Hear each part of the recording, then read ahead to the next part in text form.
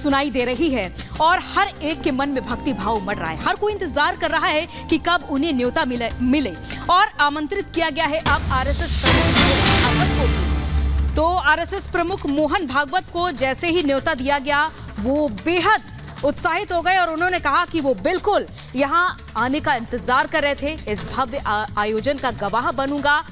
संघ प्रमुख मोहन भागवत को न्योता भी मिल गया है। तो मंदिर निर्माण समिति के अध्यक्ष नृपेंद्र मिश्रा ने मोहन भागवत को आमंत्रित किया है प्राण प्रतिष्ठा समारोह के लिए और इस भव्य आयोजन का गवाह बनने के लिए वो तैयार हैं। इस तरह की उन्होंने बड़ी बात भी कही है।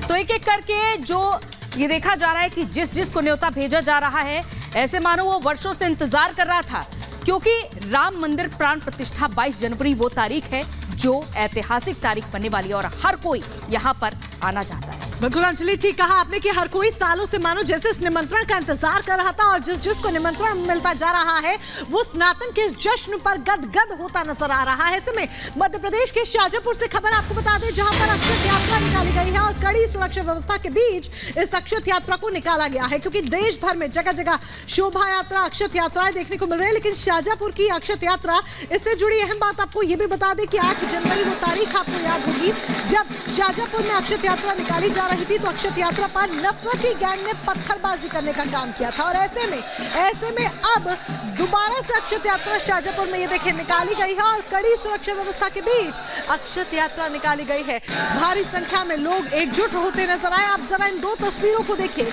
ये दो तस्वीरें 8 जनवरी और 10 जनवरी की कहानी को बयां करती नजर आती है कि किस तरीके से सनातन के जश्न पर नफरती गैंग एक्टिव हो जाता है और जब यात्रा निकाली जाती है तो पत्थरबाजी की जाती है, जिसके बाद काफी हंगामा होता है, काफी बवाल होता है। 8 जनवरी की ये तस्वीर। तो दूसरी तरफ 10 जनवरी की भी ये तस्वीर देख लीजिए, जहां पर एक बार फिर से अक्षत यात्रा निकाली गई है गाजे बाजे के साथ और बड़े बूढ़े बच्चे पुरुष महिला सभी ने इस अक्षत यात्रा में बढ़ चढ़कर हिस्सा लिया है।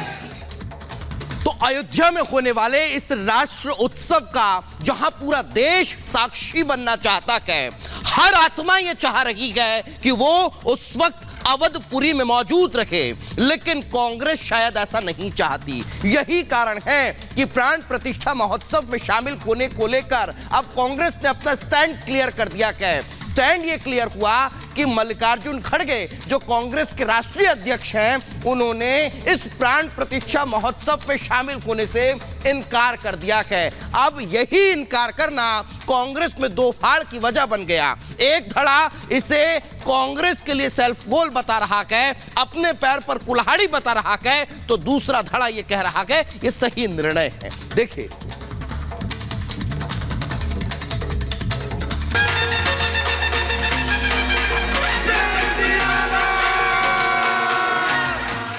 देश का माहौल पूरी तरह राममय है, जहां हर कोई इस वक्त पल की प्रतीक्षा कर रहा है जब 500 वर्षों के लंबे इंतजार और पीढ़ियों के त्याग और तपस्या के बाद अयोध्या में सबके आराध्य रामलला अपने भव्य राम मंदिर में प्रवेश करेंगे।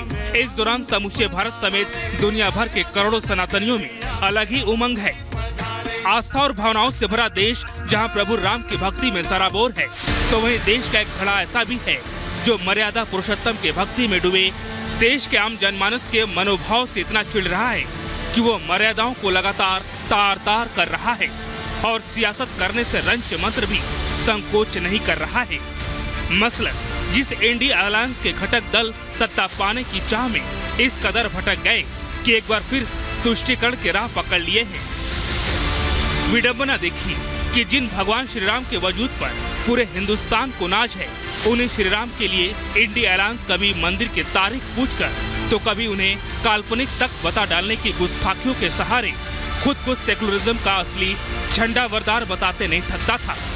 और आज जब राम जन्मभूमि पर प्रभु राम का भव्य मंदिर अपना मूर्त रूप ले चुका है, तो अब वही विपक्ष भगवान राम के न्योते को ठुकराने में जुट गया है। इसी फहरिस्त में नया नाम कांग्रेस का जुड़ गया है, जिसके 3 शीर्ष नेता सोनिया गांधी, मल्लिकार्जुन खड़गे और अधीर रंजन चौधरी ने 22 जनवरी को प्राण प्रतिष्ठा में जाने से साफ इनकार कर दिया है, जिसके बाद से न सिर्फ एक बार फिर कांग्रेस हिंदू विरोधी पार्टी होने के आरोपों से घिर गई है, बल्कि सनातन को सम्मान न देने के मुद्दे पर उसके भीतर ही 2 फाड़ हो गए। अयोध्या से बुलावा आया, कांग्रेस को नहीं भाया। तुष्टीकरण से प्यार, न्योता अस्वीकार। सनातन का असम्मान, कांग्रेस में 2 फाड़। अयोध्या में भगवान राम के भव्य मंदिर के उद्घाटन का न्योता ठुकराने के बाद कांग्रेस एक बार फिर निशाने पर है। तो चुनावी साल में पार्टी आलाकमान के इस कदम से पार्टी 2 धड़ों में बढ़ गई है, जहां एक धड़ा अयोध्या से दूरी बनाने की शाही आदेश के साथ है, तो दूसरा धड़ा 2024 के महासंग्राम से पहले पार्टी के रुख पर खुलकर विरोध में उतर आया है। या यूं कहें कि पार्टी की तरफ से सनातन के सम्मान से इतना भयभीत है कि कहीं चुनावी मौसम में अपमान के आक्रोश में आटे के साथ खून की तरह न पीस जाए। अयोध्या से आए न्योते को ठुकराने पर कांग्रेस को अब अपने ही नेताओं का विरोध देखने को मिल रहा है, जो खुलकर अपनी आवाज बुलंद कर रहे हैं, जिसमें आचार्य प्रमोद कृष्णम का नाम सबसे आगे है, जहां उन्होंने न सिर्फ पार्टी के फैसले को गलत बताया बल्कि दुख भी जताया। और इस फैसले से करोड़ों कांग्रेस के कार्यकर्ताओं का दिल टूटा है। उन कार्यकर्ताओं का, उन नेताओं का जिनकी आस्था भगवान राम में है, भगवान श्री राम के मंदिर में के निमंत्रण को स्वीकार ना करना, ये बहुत दुखद है, ये बहुत पीड़ादायक है, ये बहुत कष्टदायक है। इसके अलावा गुजरात में कांग्रेस के वरिष्ठ नेता अर्जुन मोढवाडिया ने भी अपनी पार्टी के फैसले पर असंतोष जताया। उन्होंने ट्वीट कर कहा, भगवान श्री राम आराध्य देव हैं, यह देशवासियों की आस्था और विश्वास का विषय है। कांग्रेस को ऐसे राजनीतिक निर्णय लेने से दूर रहना चाहिए था। तो वही प्राण प्रतिष्ठा का न्योता ठुकराने को लेकर बीजेपी ने भी कांग्रेस पर जोरदार हमला बोला है। कांग्रेस पार्टी का प्रभु राम विरोधी चेहरा राष्ट्र के सम्मुख प्रस्तुत हो चुका है। इंडिया अलायंस ने सोनिया जी के नेतृत्व में, कांग्रेस के नेतृत्व में बार बार सनातन धर्म की उपेक्षा की, अपमानित किया, और अब इंडिया अलायंस के नेताओं द्वारा प्राण प्रतिष्ठा के पुण्य आमंत्रण को ठुकराना उनकी सनातन विरोधी सोच को दर्शाता है। कांग्रेस एक नहीं अनेक बार हिंदुओं को नीचा दिखाने की बात, तो कभी भगवान राम को काल्पनिक कहने की बात करती है। समारोह की बाइकॉट किया है तो साफ दिखता है कि हिंदुस्तान की जनता भी आने वाले समय में इनका बाइकॉट ही करने वाली है। बेचारे जाएं भी तो कहां जाएं, वो अपने रेटोरिक में फंस रहे हैं।